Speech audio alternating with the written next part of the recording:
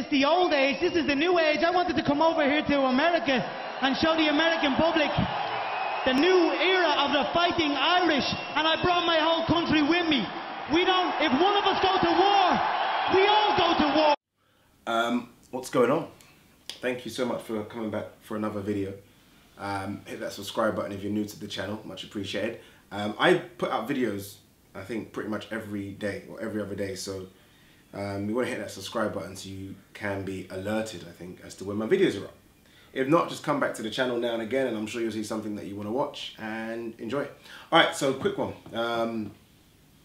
Tony Bellew. You know, I cannot lie, I still don't know how he's done it. I'm trying to think. In the UK, is Tony Bellew one of the highest paid boxers? Yeah. Alright, so you've got Anthony Joshua there by himself.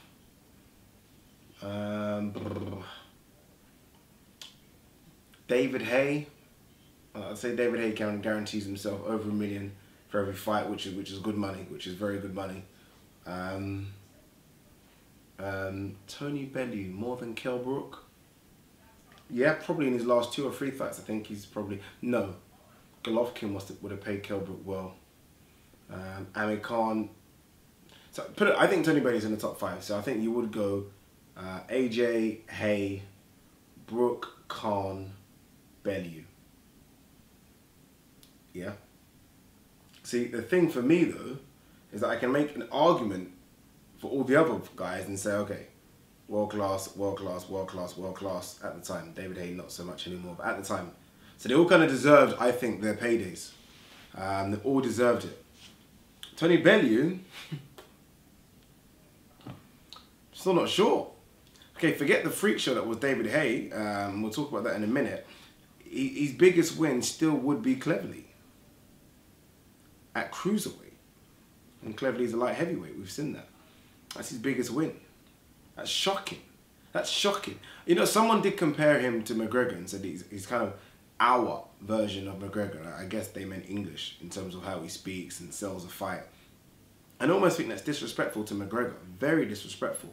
Let's not forget, McGregor's a 2-weight world champion in the UFC, the first ever to hold belts simultaneously. He beat people like Aldo, Chad Mendes, Alvarez, Nate Diaz. So let's not compare it. I mean, McGregor does do the talk, but he delivers when he needs to as well. And he fights the biggest fights, and he takes on the best opponents possible at the time, in terms of Aldo especially, and iced him in 13 seconds. So let's not do the comparison. I don't know how Tony Bellew's done it, but he's going to continue to do it. There was recent talks, obviously, of him versus Andre Ward. I'm pretty sure that when Eddie Hearn went over to America recently to kind of check things out with Katie Taylor and Anthony Joshua, I'm sure that he had conversations with Rock Nation, with Andre Ward. And I don't think the figures made sense. I didn't think it made sense financially for both. I don't know. Look, it was going to be a pay-per-view fight, 100%, but I still don't think it made any sense. Yes, Tony Bellew's champion in emeritus, whatever that stupid title is, but nonetheless, he doesn't have a belt right now. And I think Andre Ward wants this kind of legacy of being the man that takes the belts, right? So super middleweight, light heavyweight, and then a cruiserweight, and then potentially a heavyweight fight. Fighting Tony Bellew adds nothing, absolutely nothing to his legacy, like zero. So I think that kind of that idea of that fight got shot down, not just by Andre Ward, but I think it probably got shut down by TV partners in America as well, as some sort of sideshow. And I think Andre Ward is better than that.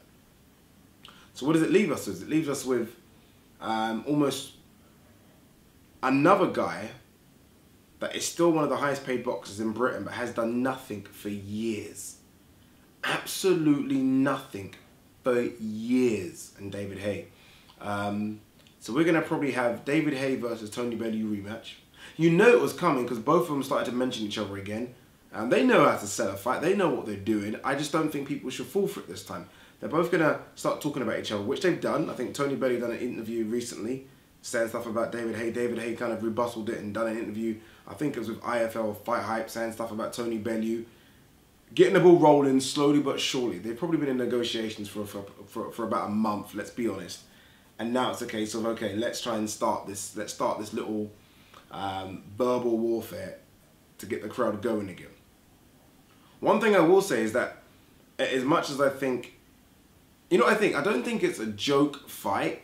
I think both men are going to come to fight. I think it's a joke fight in the sense that how they're both making so much financial gains from this fight, which means absolutely nothing. Like, it means nothing.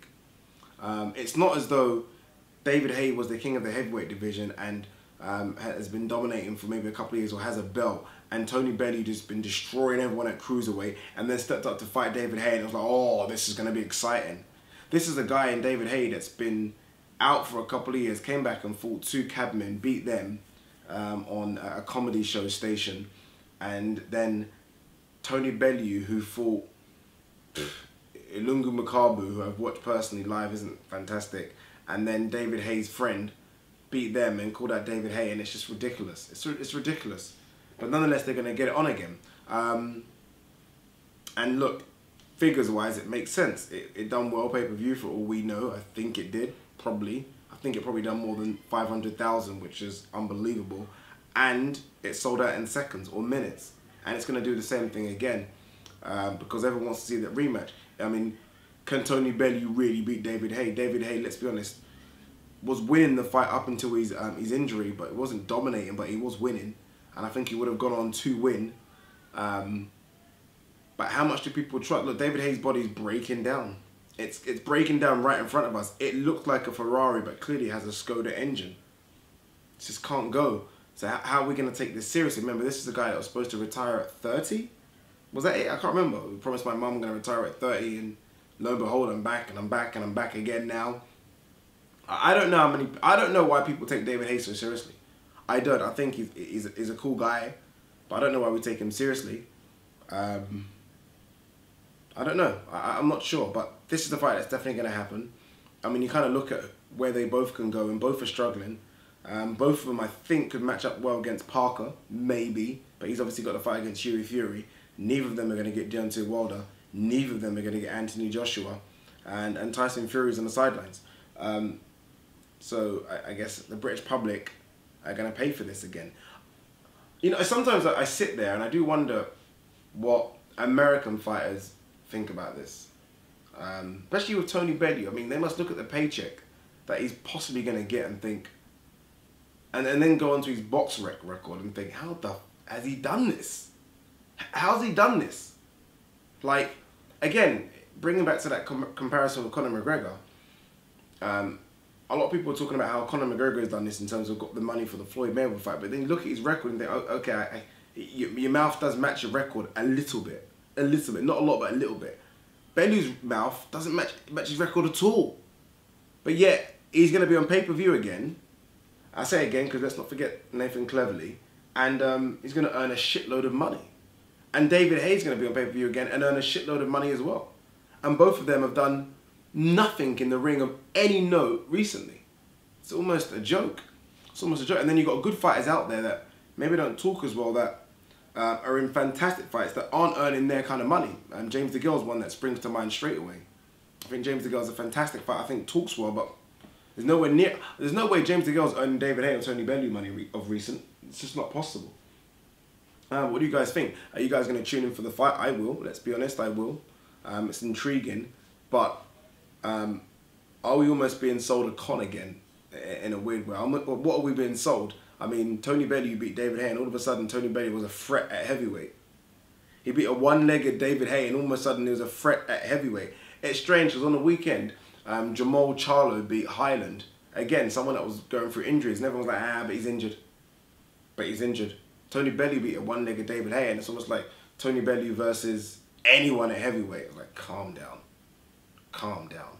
Like, Tony Bellew, in fact, Tony Bellew said, I beat the most feared heavyweight. And I almost turned around and thinking, who's he talking about? But look, guys, look, what do you think? Let me know. Peace.